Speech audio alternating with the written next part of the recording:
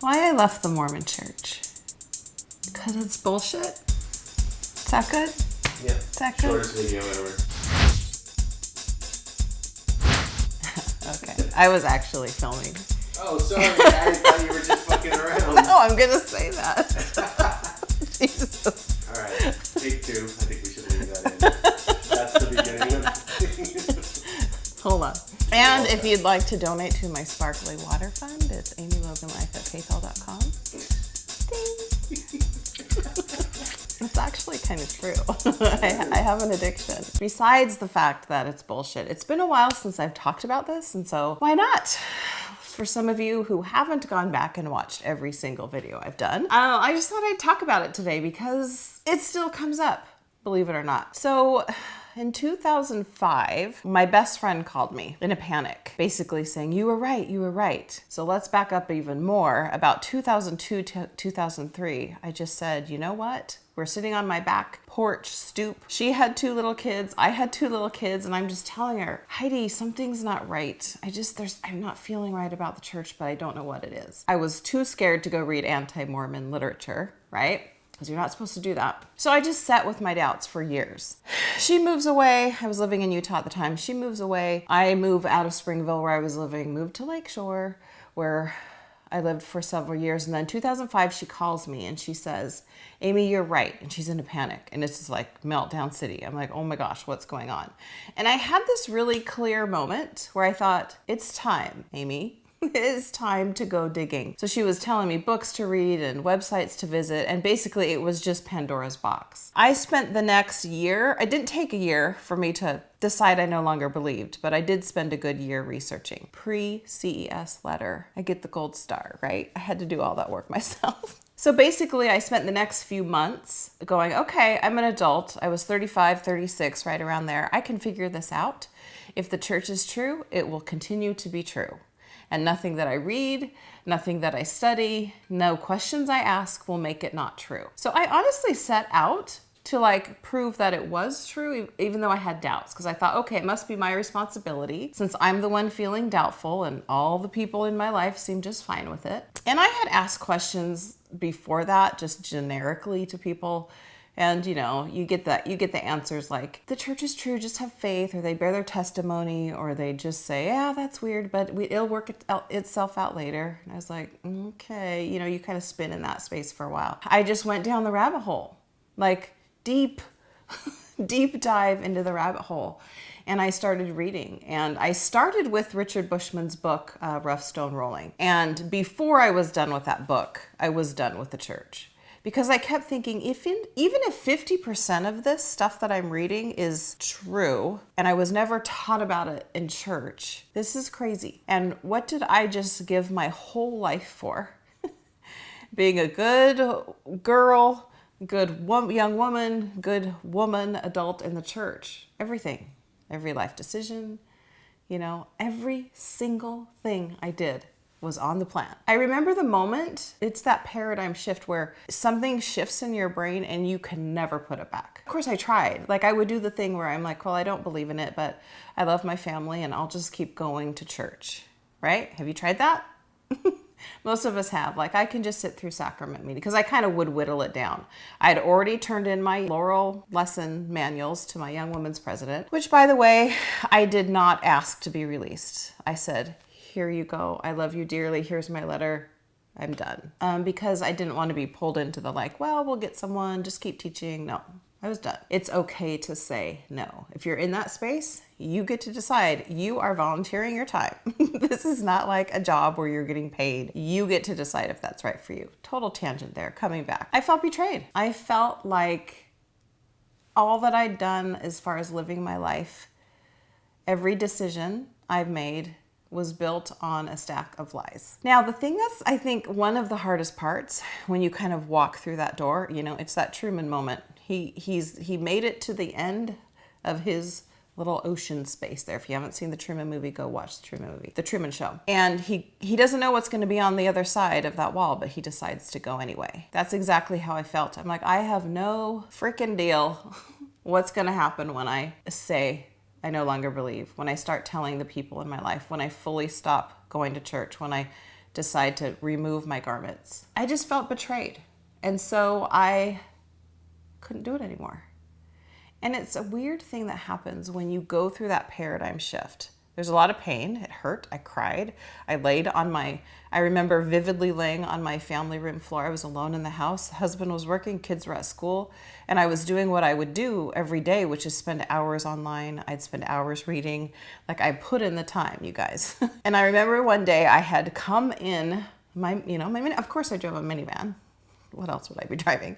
I had pulled into the driveway and shut the garage door behind me, and I just sat in my car and I stared. It was that moment. It was the church isn't true moment. Tell me if you've had that moment. You just know the church is not true. It is not what you thought it was. I walked in the house and I went and I laid on my front room floor and I just bawled. Because I realized my whole life and everything in it felt different. I didn't feel the same in my body. I didn't feel the same in my house. I was just going through every decision I've made, right? From being in primary, back when it was in the weekdays. I was asked to be the Beehive president, and I had to break up with my boyfriend who I was going with. I don't even think we held hands. He kissed me once on the cheek. It was 7th grade. Had to break up with my boyfriend to be the Beehive president. All of the youth conferences and the callings I even had, I was always some president of Beehive, my maid laurels. Keeping all the rules, right? So the word of wisdom, keeping myself morally clean. I mean, not that those things are bad things, but it's when you're doing it for a certain reason and then that reason gets taken away. Then going on to go to BYU, because I didn't even apply to another school because you just go to BYU. Right? That's just part of the plan. I know not everyone went to BYU. Don't tell me that was my choice. I know it was my choice. And then getting married at 20. Thankfully, I did graduate from college. And I only had 2 kids, so which I'm glad, but I started to have those feelings of would I have chosen this? Would I have even chosen the profession that I went into? It was a teacher, because being a teacher was an easy thing to do if I had to go to work or something happened to my husband. Those were all the thoughts that were going through my head when I was making my life plan, because the husband's the one that's the provider and the wife is the one who is the mother and the nurturer and raising the kids, right? Again, nothing wrong with that.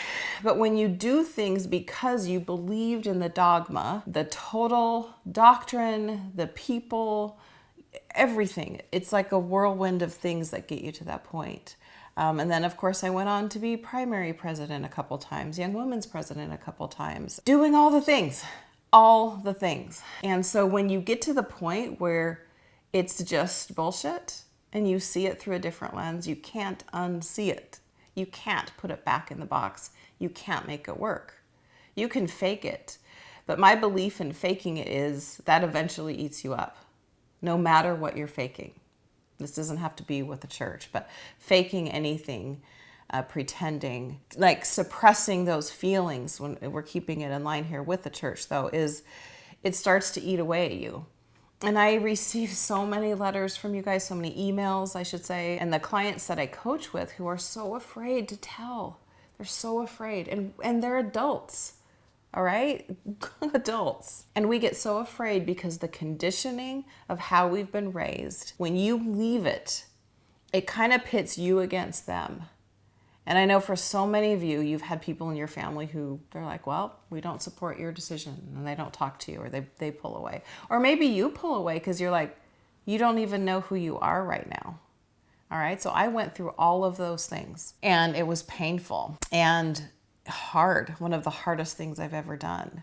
But if we get back to my original question, why I left the Mormon church, I left the Mormon church because it was no longer true for me. And then it took years for me to get the courage to tell people, to get the courage to take off my garments, to get the courage to stop going to church, to get the courage to speak my truth. Because it's this weird thing. We leave it and then we think we have to kind of default to the church as well, I'm the one that has to keep my mouth shut. Have you ever felt that way?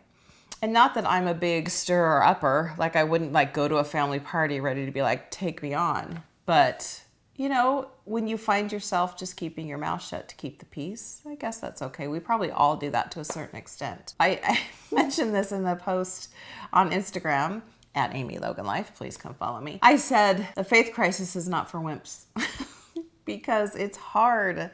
You pay your dues, your heart hurts, you don't know what to say, you don't know what to think, you don't know what to believe, you don't know what to wear, you're afraid, you know, to drink your cup of coffee in public, you're afraid to taste alcohol for the first time because you don't know how to do alcohol and it's like this big learning curve. Or even if you want to, or if it's good or bad. You have to make every new decision in life based in a new paradigm and you haven't walked it yet. And so that's where it gets dicey and scary and you're uncertain because you're like, well, I used to have all the answers and now I don't know anything.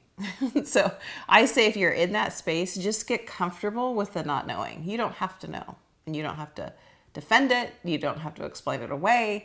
You don't have to even apologize for it. Just be like, I don't know. I'm figuring it out as I go. So I'd love to hear why you left the church. Leave it in the comments below. I feel like that was like the cliff notes of my story because it's been so long, but that's basically the reason. I did my research. For me, I logically left the church. I know there's a lot of people who are like, it just wasn't working for me. Totally fine. For me, I had to study it out because I was so afraid if I did it wrong, right? Because I was an obeyer. I was one who kept all the rules. I did all the things. And so for me, I'm like, well, I have to read and I have to study and I have to gather all the information and then I can make a logical conclusion. And that's the way I did it. Many different ways.